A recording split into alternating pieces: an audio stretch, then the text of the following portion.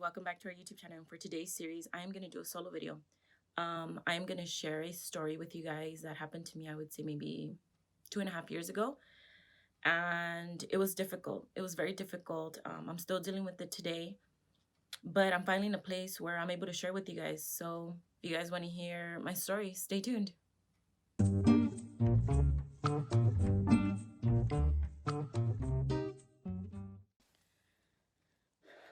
So I would say shortly after my divorce, which was like 2.5 years ago, I thought it would be a really good idea to just throw myself into going out, having a good time, and drinking, right? I thought that process of doing that would help me get over the breakup and the divorce. Well, let me tell you, it wasn't a good idea. Well, at least not for me. Just the idea of me getting over the divorce, and we were together for at least 10 plus years, was not easy. It was even something really hard for me to wrap my head around. Like, this is it. It ended. It was really hard. The emotions were overwhelming. Just the thought of being like, I'm gonna do this on my own. It's gonna be me and my daughter. And just starting this whole new chapter was hard. Was really hard for me.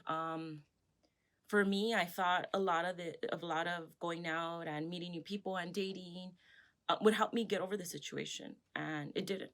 I thought maybe if I start dating or if I start going out, it'll be easier to cope with. It didn't. It was fun, but it didn't make the feelings go away. It didn't help me grow mentally in any way. It was a distraction, but I don't think it was a good distraction. So I noticed that my drinking just started to progress. I went from going out and drinking and having a good time to increasing the drinks to passing my limit of drinks that I would be like, okay, that's enough, to the point where it was just kind of like, I noticed I just started drinking every day. Every day I would drink a beer. And then on the weekends, that was a whole nother story. I was drinking more, and that was a combination of like liquor and beer.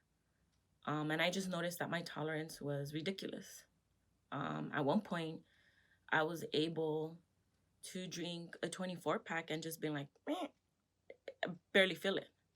And I also had liquor in my closet. I had it in my car. I had it in my trunk. Not only was I drinking at home, but I was drinking at work. I was drinking in between my breaks. I was drinking at lunch. But the whole time, that period where I was just drinking a lot, it really didn't faze me. For me, it was just kind of like, I feel overwhelmed. I feel anxious. And the alcohol just kind of gave me like a relaxing feeling to be like, oh, okay, you know? And I also used it to numb me from a lot of the emotions that I was going through shortly after the divorce.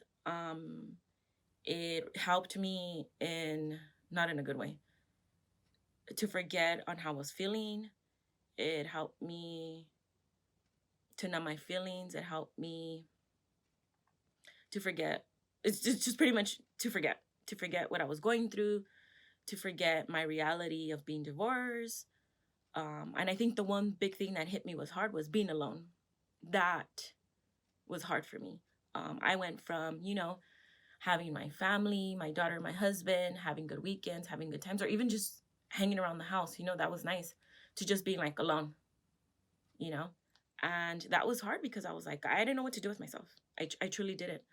And then, that's where drinking came in, and it was just kind of like, well, let's drink to forget. And that's what I did. I drank to forget a lot. So I would say one day I had a friend that was a bartender. I went over to the bar she was bartending at, which was somewhere in East LA. I won't name the place. And I was there, we were having a good time. I think they were having like a small event. So I'm there, I'm chatting it up with her and her friends. I have a beer. I think I drove there, actually. I get there, I start taking it easy, and then she starts giving me shots, and then, people start buying shots, and one thing led to another, where I was just pretty much shit-faced at the bar. I was drunk. And I don't remember leaving the place. I don't remember getting in my car. All I remember is that when I did leave, when I turned the corner, I crashed into a few parked cars. And I think that's where I realized that I was fucked. I remember the airbags deployed it, and then that hurt. My seatbelt locked. I remember I just felt pain, and I was trying to figure out what was going on. But it was hard for me because I was just so intoxicated. I remember this girl comes out and she's just like, hey, what the fuck is going on? She was like, you fucking crashed my dad's car. And she's like yelling at me, and I'm trying to figure out what the fuck to do. So I'm sitting there in my car and I'm trying to figure it out. And then I see that she's on the phone. So I'm like, shit, I'm fucked. So then out of nowhere, this guy pulls up next to my car. He's like, hey, he's like, are you okay? And I'm looking at him and I'm like, I think so. And he was like, you gotta go. He's like, you're gonna get in trouble. And I was like, what do you mean? He's like, come on, you gotta go. So I try to scramble my stuff. I try to get whatever I can. And I get off my car and I get into his car.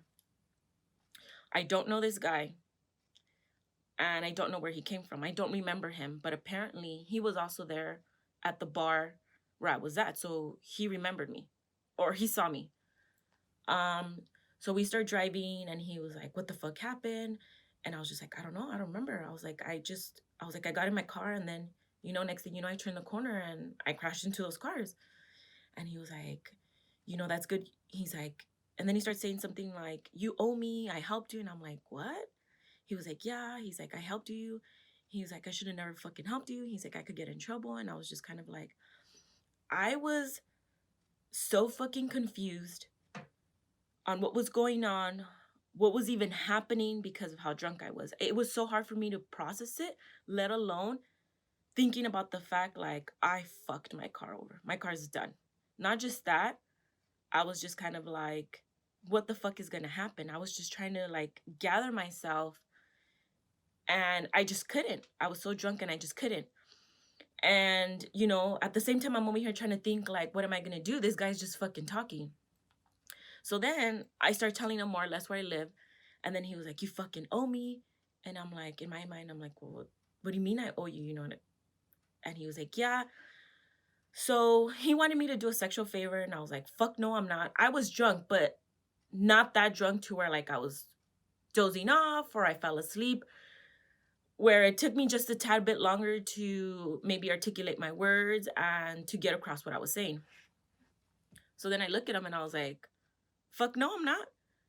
So then he pulls up into like this weird dead end, and I was like, fuck, what the fuck is going on? Like, what the fuck is going on? Like, that's literally the whole time what I was thinking. And I was just like, fuck, I'm in a car with a fucking stranger. I don't know what the fuck is going on, and I don't know what the fuck is gonna happen. And I was like, fuck no. So, we started arguing, and I was like, no. I was like, you know what? Fuck this. Just take me home, or I'm gonna fucking start yelling. And he was like, fuck this. So I wasn't far from home. I was somewhere like in El Sereno, and that's not too far from where I live. So then he ends up driving me close near to like a 7-Eleven that was near my home. And he just fucking told me, he was like, get the fuck out of my car. And I was like, all right. So I get out of the car, and I knew I wasn't far from home. It was like from the 7-Eleven, I would say maybe like a 20-minute walk. But as soon as I get out and I start crossing the street to the 7-Eleven, I see some cops there. So I go and I try to like compose myself to not look drunk. And I'm like, hey, I was like, I was in a situation, this guy just dropped me off here. I was like, can you guys just take me home? And they were just kind of looking at me like, what are you talking about? And they wanted me to like elaborate more on like what happened. And I was like, no, it was even hard for me to like fucking come up with the lie. I was like, look, we just got into a quick argument. It was really nothing. He got mad and he just told me to get off. I was like, can you just please drop me off? Because it was already like around that time, it was already like after 12. So then they were like, okay. So I get in the car, they drive me home, and I get inside and I wake my sister up and I'm like, hey, something happened. I was like, I need you to get up. I initially lied to my sister. I told her that they had stolen my car. And she was just like, what the fuck? She was like, okay. So then what we did is we drove to the police station, the closest one, and we're sitting there, and she was just like, I'm telling her what's happening, and she was just like, none of this is making sense. She's like, you're not making sense. She's like, what really fucking happened? So then I tell her what happened, and she was like, we need to fucking go. So we left. But before I even got home, my little sister was here at my house, my sister Caroline, and she was just like, hey, the cops are here looking for you. What the fuck is going on? And I was like, fuck. So I knew I couldn't come home. They were already looking for me. I have never felt so low in my life. I was like, I am in some deep shit. I am really in some deep shit. So me and my sister waited around. We waited till they left, and then I came home, and me and my sister talked about what had happened. I told her everything that happened, and she was like, you need a lawyer. So since this happened on a Friday night, we were able to find a lawyer, leave him a message, and we were lucky enough to see him the next day. But just the emotional part of it was hard, really fucking hard, to be like, how the fuck did this happen? How did I fucking get here? How did any of this happen? How did I allow this to happen? So then we talk to the lawyer, and I'm just fucking bawling. I'm crying the whole fucking time. And, he's trying to be nice. He's trying to comfort me and be like, hey, people go through stuff. This happens. It's okay. I'll help you. And I'm just like, nope. In my mind, I'm like, nope. In my mind, I was like, I should have known better. All the things we tell ourselves when, we're in a shitty place. I should have known better. I should have done better. It had happened, and I couldn't get over the fact that it had happened, let alone it had happened to me, and being like, fuck, I'm fucked. I was thinking that the whole time, I'm fucked. And that's when everything started to kick in, like where I was at in my life, my job. I was like, I'm risking a lot. So we were able to work out something with the lawyer, and let me tell you, that shit was not cheap. Let alone, my car was totaled. I didn't have a car, I would say, for like 2 weeks. I ended up maxing out a credit card, just fucking taking Uber and back, or trying to figure out like how to get there and stuff. It was hard.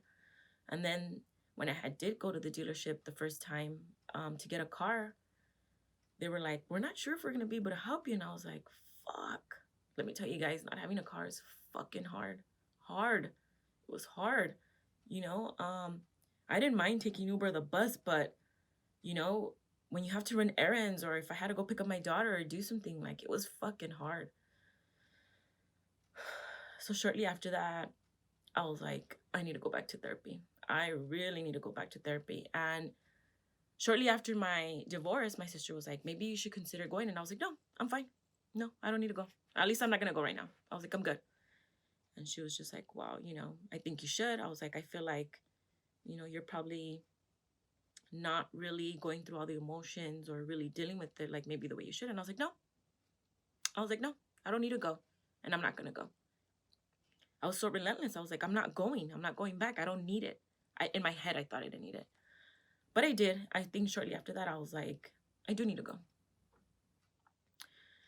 And that whole process through therapy, I was just like, it was tough. Even when I went, and I was kind of like, I didn't tell my therapist fully everything that had happened, but I was just kind of like, my drinking's out of control.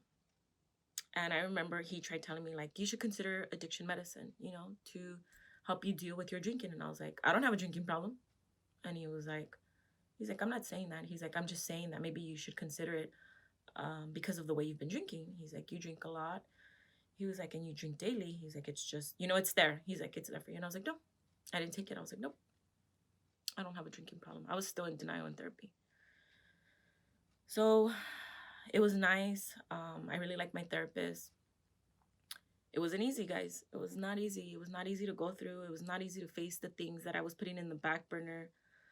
And he offered a really nice program for me, which is an outpatient program where I took a month off of work and I focused on what I was going through, which were a lot of the emotions that I was dealing with shortly after my divorce. And I didn't know what to expect, but let me tell you, that outpatient program helped me out a lot. I was going 3 times a week for several hours a day. And it was good. I love therapy. It was really nice to be able to be filled in a room full of people, to be like, I don't know you guys, but I'm going to be vulnerable, to be like, let me tell you guys what I'm going through. It wasn't easy, guys. It was a really hard process. It was really hard to hear certain things for me, like, Michelle, you need to sit with your emotions. Michelle, um, it's okay if you have a drinking problem. You know, not all of us realize the problems we have or how we cope until it either gets bad or, you know, somebody brings it up.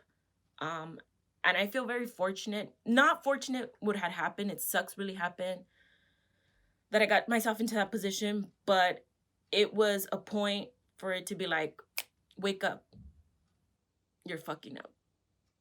And it was a big wake up call for me, a really big wake up call to deal with my emotions, to really deal with what was in front of me, which were not dealing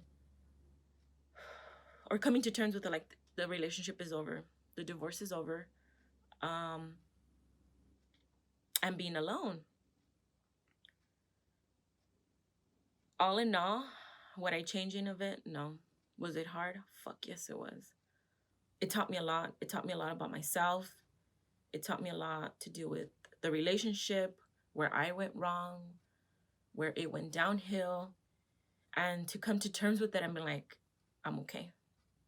I forgive you. And to be able to move on from it. At one point, I was like, I eventually want to be in a healthy relationship, and I won't be there if I don't work on this. Let alone to be okay with myself and not use drinking so much as a coping mechanism.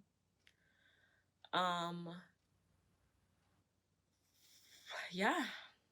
And for me, let me tell you guys, this was really hard. And at one point, I felt very shameful and very guilty of what I was going through. That it was even hard for me to tell my friends and family, my close friends and family, that I lied to them. I lied, and I had made up this story about what happened. And then eventually, I think once I was good with myself, I was like, hey, I have something to tell you guys. I was like, what I had told you guys, I was like, wasn't true. I was like, I actually was going through a really hard time with drinking. And for me, it was just kind of like, it felt like a fresh breath of air to be able to tell them that, and to be able to let the people that I love to be like, hey, I was struggling. It's not really easy for me to be very vulnerable, but I think ever since I've been going through therapy, I've always been kind of open about other things, but I think deep things like the drinking was really hard for me to be like, I'm struggling with it.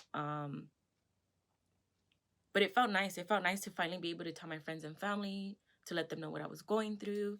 And they were just like, hey, you know, it was really nice to be like, hey, well, that sucks, but I hope you're doing well. We're here for you, you know, just like an amazing amount of love and support was really great and wonderful to hear. It was really nice to finally let them in and to let them know what I was going through. And it felt great. It felt like a weight off my chest, where it's just like, I don't need to hide this from you guys anymore, you know? Like, I could finally let you guys in and let you guys know what I was going through. That it wasn't easy. Do I still struggle with drinking today? Yes, I do. It's kind of like, I think I have it a bit better under control. I'm not drinking every day like the way I used to, but I do still struggle with it, and it's still something I'm back in therapy and working on. It's not easy, guys, but it's something that I'm really gonna work really hard to work towards. I'm really quick to just be like, I don't want to feel, so I'll drink to numb myself. And now it's just kind of like, let's go back to the basics, to basic coping skills, to doing things that I love when I'm not feeling well, journaling more. One thing that I love is running, meditation, and just trying to stick to those healthy things, you know, or actually reaching out to people and be like, hey, I'm not having a good day today. And I was doing a lot of those things, but, you know, it's easy to fall back into your bad habits than to try to keep up with the good habits. And it's just something that I'm working on. I really hope you guys enjoyed me sharing this very personal story with you guys. Maybe you guys could take something away from it, share with a friend or family that might be struggling with it. Please let me know what you guys think in the comments below. Please don't forget to like, subscribe, and share, and I'll see you guys in the next video. Bye.